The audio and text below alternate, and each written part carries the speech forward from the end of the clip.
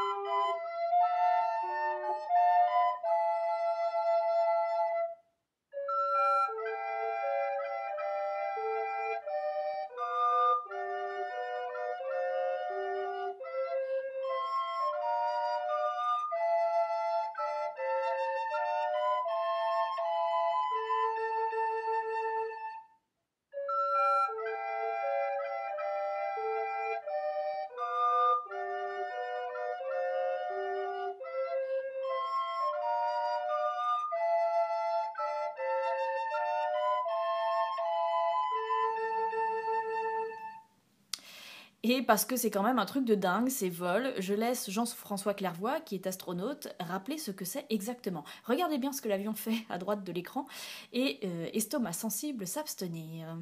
Nous commençons la manœuvre parabolique par une ressource. Pendant cette ressource, nous pesons très lourd dans l'avion, presque 2 fois notre poids. Regardez la bouteille qui redescend très vite. Il faut comme ça attendre jusqu'à 60 degrés d'inclinaison. Nous entendons l'inclinaison de l'avion. 40 degrés d'inclinaison. Injection. Commence la période d'apesanteur, exactement la même période d'apesanteur que les astronautes dans l'espace. Pendant 22 secondes, nous flottons. Et puis les scientifiques autour de moi effectuent de la recherche impossible sur Terre. Ils recherchent des phénomènes en apesanteur, que ce soit sur les fluides, les matériaux, les sciences de la vie, le comportement du corps humain. Et à la fin des 22 secondes, nous redescendons et à nouveau nous pesons 2 fois notre poids pendant la ressource de sortie pour remettre l'avion à l'horizontale. Nous effectuons environ 30 paraboles par vol. Je ne résiste pas à l'envie de vous diffuser les images de mon propre vol pour illustrer la suite. Sachez que 3 projets lycéens et 3 projets étudiants seront retenus pour la campagne de vol du printemps prochain, ce qui implique donc une semaine à Bordeaux au mois de mars, et que les élèves de plus de 18 ans auront peut-être la chance d'embarquer pour le vol parabolique. Si ça vous intéresse, dépêchez-vous, il faut renvoyer le dossier de candidature avant le 25 septembre. Je mettrai évidemment le lien sur le billet dédié à ce podcast sur mon blog, florenceporcel.com. Et surtout, tenez-moi au courant. Si vous êtes sélectionné, ça me ferait plaisir de le savoir. N'hésitez pas à m'envoyer un petit mail. J'essaierai d'en faire un billet dans un épisode futur. Bonne chance à tous, en tout cas. Et en parlant d'étudiants, je voudrais vous parler de Sébastien Carassou. Et le plus simple est encore qu'il se présente lui-même. Alors pour résumer, je suis né à l'île de la Réunion, où j'ai pu profiter d'un ciel assez peu pollué par les lumières des villes. Très jeune, je me suis gavé de science-fiction et de culture geek. Donc je suis assez très tôt, vers mes 12 ans, que je voulais devenir pilote de vaisseau spatial et ou astrophysicien. Et la plupart des gens autour de moi n'avaient aucune espèce d'idée de ce que ça pouvait bien être, un astrophi machin. L'avantage, c'est qu'il y avait peu de gens pour m'en dissuader. En particulier, j'ai eu la chance d'avoir une famille qui m'a toujours soutenu dans mon projet de carrière, ce qui m'a beaucoup aidé. Et donc après un bac scientifique, je me suis envolé vers Strasbourg, j'ai passé 2 ans en classe préparatoire. C'est là que je découvre Cosmos de Carl Sagan, ça a changé ma vie. Je voulais plus seulement devenir chercheur, je voulais devenir passeur de science. Je voulais utiliser le pouvoir des mots et le langage de la science pour faire comprendre, réfléchir, inspirer les gens autour de moi. Et depuis, j'ai développé une obsession pour la diffusion de la culture scientifique et je ne suis pas vraiment prêt d'en guérir. Et donc après ma prépa, je me suis tourné vers la région parisienne et le monde merveilleux de la fac, une institution fantastique et souvent méprisée sans raison par les élèves d'école d'ingénieurs. Et 2 ans de physique fondamentale et 1 an de master d'astrophysique plus tard, j'en suis là à raconter ma vie devant mon téléphone. Alors la leçon que je retiens de mon parcours, c'est que, contrairement à une idée reçue, j'ai jamais eu à être le meilleur pour faire ce que je voulais.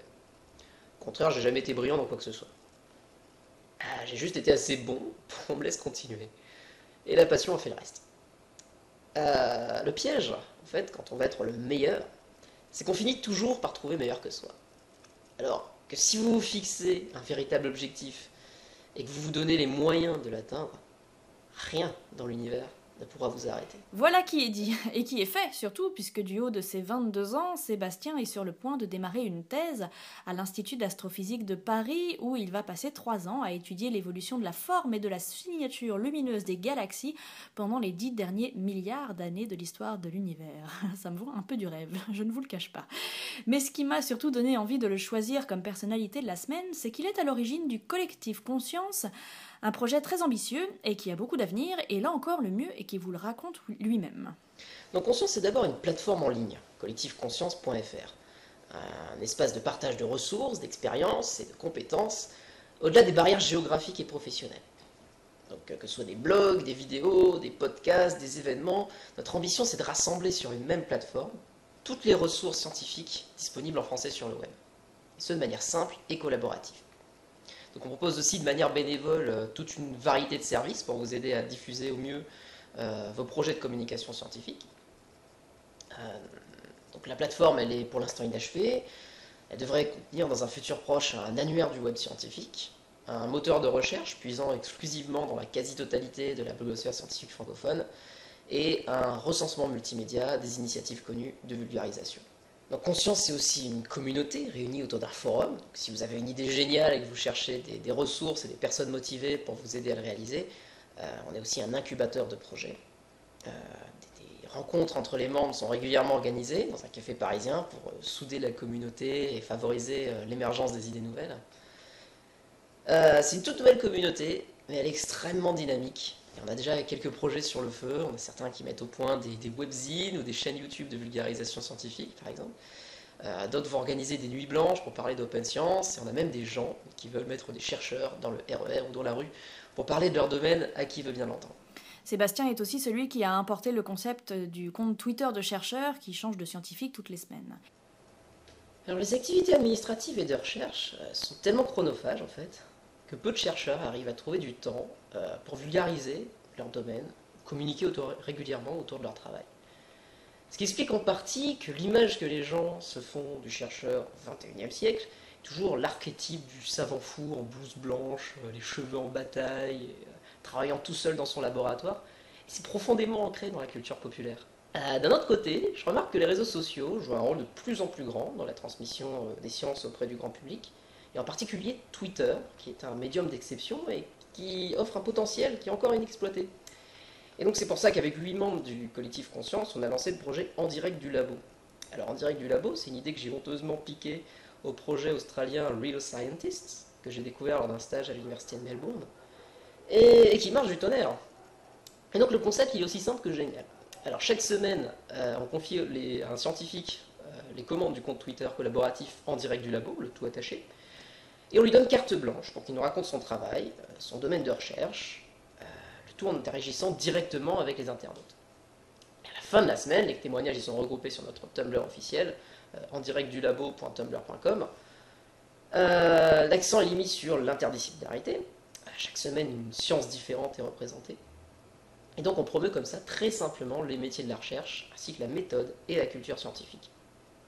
Donc je vous encourage vivement à vous abonner au compte En Direct du Labo, le tout attaché, à parler de ce projet autour de vous pour lui assurer un maximum d'impact. Si vous travaillez dans les sciences et que vous souhaitez rejoindre l'aventure, le temps d'une semaine, sachez qu'on a absolument besoin de vous. Alors n'hésitez pas à nous envoyer un mail, notre adresse est disponible sur le Tumblr du projet.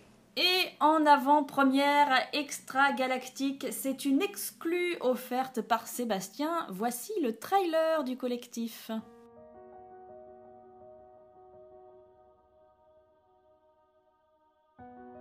We live in an age based on science and technology with formidable technological powers. Science and technology are propelling us forward at accelerating rates. That's right. And if we don't understand it, by we I mean the general public, if it's something that, oh, I'm not good at that, I don't know anything about it, then who is making all the decisions about science and technology that are going to determine what kind of future our children live in? Intitulé Sirène, un corps pour preuve, il nous révélait que les sirènes, ces créatures légendaires, existaient peut-être bel et bien. Pourtant, se sont-ils vraiment posés sur la Lune? Mais là, après 30 mois d'hibernation, que Rosetta sorte de l'hibernation, excusez-moi, pour 1 milliard d'euros, je veux pas faire ma crevarde, mais c'est pas un peu chéro pour filer une comète?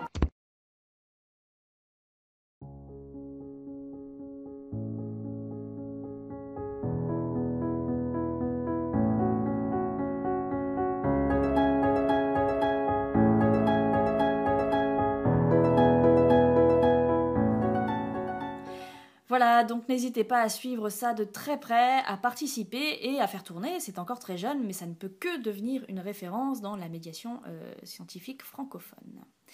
Et si on allait voir ce qui se passe du côté du système solaire maintenant? Et les infos de la semaine nous proviennent des lunes de nos géantes gazeuses préférées et en l'occurrence des 2 cailloux glacés les plus passionnants de notre système, rien que ça.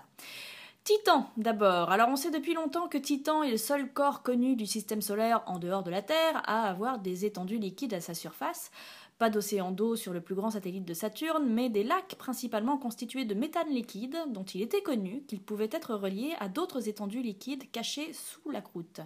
Olivier Mouzy, un chercheur du CNRS, a modélisé les interactions possibles entre les lacs de surface et les lacs souterrains pour mieux comprendre comment ils interagissent, et son modèle permet d'apporter des explications à des bizarreries, comme la faible abondance de gaz rares dans l'atmosphère et le fait que les pôles soient aplatis.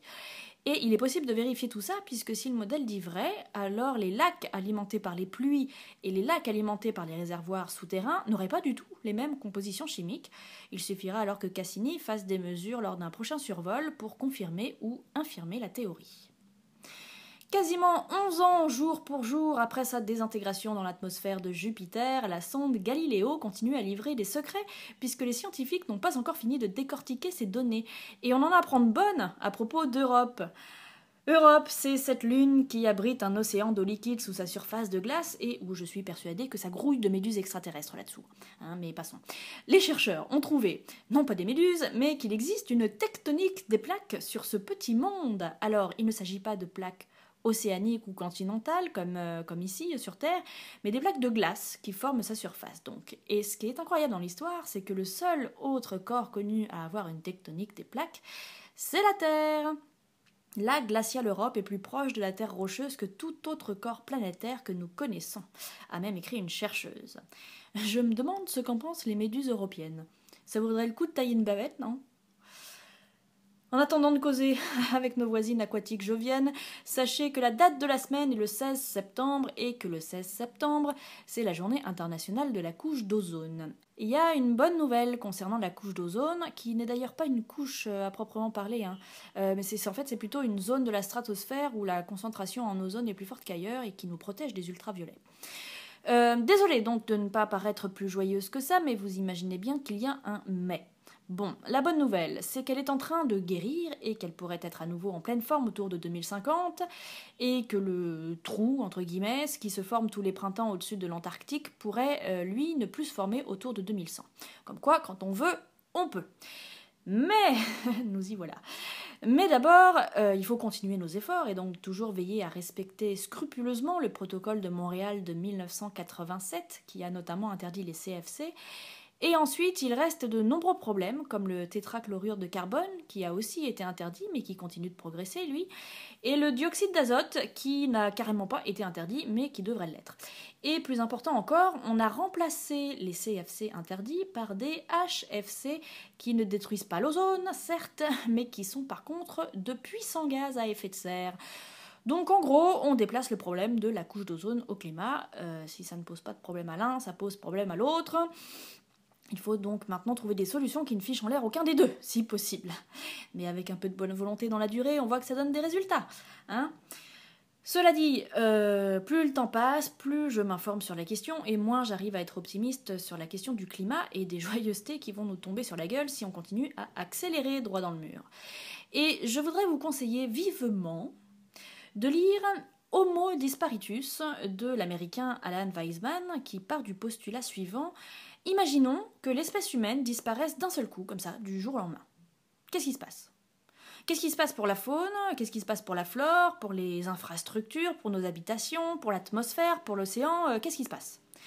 Alors j'avais découvert ce livre à sa sortie en 2007 et pour tout vous dire, je le lisais en cachette lors de mes pauses syndicales à la librairie du Bon Marché quand j'y travaillais. C'est dire si ça date. Et je suis partie du Bon Marché avant d'avoir fini de le lire et je ne l'avais pas acheté parce que j'étais étudiante et que j'avais d'autres priorités financières. Mais il m'avait déjà marqué au fer blanc et c'est notamment dans ce bouquin que j'ai entendu parler pour la première fois des continents de plastique. Et il se trouve que j'avais oublié le titre, je me souvenais que de la couverture, cette couverture-là, et j'ai cherché à le retrouver pendant des années, depuis 2007, ça fait longtemps, en vain, jusqu'à il y a quelques mois. Et là, c'est un peu comme si j'avais retrouvé mon livre préféré de quand j'étais enfant, que j'aurais perdu du jour au lendemain. C'était un sentiment un peu magique. Et donc, je l'ai lu cet été. Et on y apprend des milliards de choses, comment s'abîment nos maisons, nos routes, nos ponts, à quel point garder à sec le métro de New York est un miracle de tous les instants, ce que deviendront les usines de l'industrie chimique. J'ai appris des choses édifiantes et très inquiétantes sur les constructions dans les villes turques actuelles, etc., etc. Alors vraiment, prendre 10 minutes pour en lire un chapitre tous les soirs ne sera du temps de perdu pour absolument personne. Et évidemment, toutes les considérations pas très optimistes sur le CO2 qu'on a déjà balancé dans l'atmosphère et qui n'en partira pas. Ça, c'est donc pour un livre sorti en 2007, avec donc des recherches entreprises pour l'écrire au tout début du 21e siècle. Et tout a empiré depuis. Donc à lire, vraiment, vraiment, vraiment, vraiment, vraiment. Il existe en poche en plus, donc vous n'avez aucune excuse pour ne pas savoir. Et pour continuer sur le réchauffement climatique, un rapport sorti cette semaine table sur une forte probabilité d'un réchauffement de plus 5 degrés en France à l'horizon 2100. Alors, le climat de la France, ce n'est pas le climat global, qu'on soit bien d'accord. Mais si vous vous dites que 5 degrés, c'est pas grand-chose, écoutez ça, et écoutez ça bien attentivement. Vous avez ici quelque chose qui ressemble à ce que serait l'Europe s'il n'y avait pas d'hommes. Vous allez me dire, s'il n'y a pas d'hommes et pas de femmes, on s'en fout de savoir à quoi ressemble l'Europe, puisqu'on n'y est pas. Bon. Donc, ça représente les écosystèmes qui seraient là, si on n'avait pas défriché pour faire de l'agriculture, occuper l'espace pour faire des routes, des ponts, des villes, etc. Qu'est-ce qu'il y aurait en Europe? Essentiellement de la forêt. Ça veut dire que les conditions de température et surtout de pluviométrie sont suffisamment clémentes pour que nous ayons des forêts, c'est-à-dire des écosystèmes abondants, on va dire. Voilà l'Europe de la dernière ère glaciaire. Il y a 20 000 ans, nous sommes au dernier maximum glaciaire. La Terre est beaucoup plus froide, il y a des mammouths partout, vous savez, ceux à poil laineux. Vous avez une énorme calotte de glace qui est posée sur la Scandinavie. La même chose posée sur le Canada. Cette glace a pris tellement d'eau dans l'océan pour se former que le niveau de l'océan a baissé de 120 mètres. Donc Le Havre n'est pas une cité portuaire. Et on peut aller mettre la pâtée aux Gallois au rugby à pied.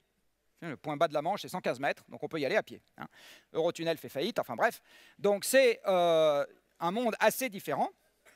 Et vous voyez qu'à ce moment-là, il fait froid, donc il fait plus sec.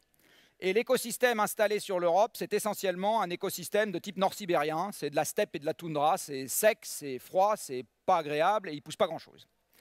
Eh bien, la différence de température planétaire entre ces deux paysages, c'est 5 degrés. Donc quand la Terre est sortie de la dernière ère glaciaire pour venir dans l'ère que nous connaissons, la planète s'est réchauffée de 5, pas 50, 5 degrés en quelques milliers d'années. Regardez le résultat que ça a produit. Alors celui-là s'est produit à notre avantage, et puis il s'est produit sur un monde où on était 5 millions de bons hommes, nomades, 20 ans d'espérance de vie à la naissance, et en pas de carte à la CGT. Donc ce problème-là, d'accord, pas un sujet. Le même genre de transition s'appliquant en un siècle ou deux à 7 milliards de bipèdes sédentaires. Sédentaires. Vous avez vos infrastructures, vos écoles, vos habitudes, vos champs, etc. Vous n'allez pas partir avec ça sur le dos pour aller vous installer chez le voisin qui en plus ne sera pas d'accord. Il est évident que ce genre de transition dans un monde de 7 milliards d'hommes sédentaires se terminera par tout sauf la joie et la bonne humeur. Ça sera un monde violent et chaotique. Violent et chaotique. Donc quand le GIEC, qui va publier son 5e rapport d'évaluation dans très exactement 3 jours, va vous dire on risque quelques degrés, en gros, moi je vous le traduis avec le langage de tous les jours, on risque la guerre. Voilà ce qu'on risque. Mais pas avec les gens du Bangladesh, ou les... non, avec nos voisins, entre nous-mêmes. Parce que la compétition pour les ressources deviendra trop forte pour que la démocratie y résiste. Voilà, c'est la fin de ce 40e épisode de La folle histoire de l'univers. Oui, désolé, c'est pas hyper gai tout ça, mais ça me semblait vraiment important d'en parler. Merci à tous de l'avoir suivi, merci à ceux qui m'ont mis des petits mots trop gentils sur iTunes, alors ça c'est trop cool, ça me fait hyper plaisir, et n'hésitez pas à en laisser un avec tout plein d'étoiles si c'est pas encore fait. Je vous informe que j'ai inscrit ce podcast au Golden Blog Awards et que si vous l'appréciez, vous pouvez voter pour lui tous les jours. Un café, un clic par exemple, comme ça vous pourrez aussi voter pour lui du bureau, tiens. Je vous informe également que le 27 septembre à 21h, je donnerai une conférence au Manoir des Sciences à Réaumur, en Vendée. 2 € l'entrée et gratuit pour les moins de 10 ans. N'hésitez surtout pas à venir me dire bonjour si vous êtes du coin. Et vous pouvez toujours me retrouver bien sûr sur Twitter, sur Facebook, sur mon blog florenceporcel.com, ainsi que du lundi au jeudi de 14h50 à 15h pour le quiz scientifique de la tête au carré sur France Inter, auquel vous pouvez évidemment participer si ça vous amuse. Merci de m'avoir propulsé en tête des classements des podcasts vidéo catégorie sciences et médecine sur iTunes. Ça me fait super chaud au cœur, toujours, de voir ça. Prenez soin de vous, prenez soin de notre planète. Et n'oubliez pas de rester le nez en l'air à ne rien faire. À la semaine prochaine.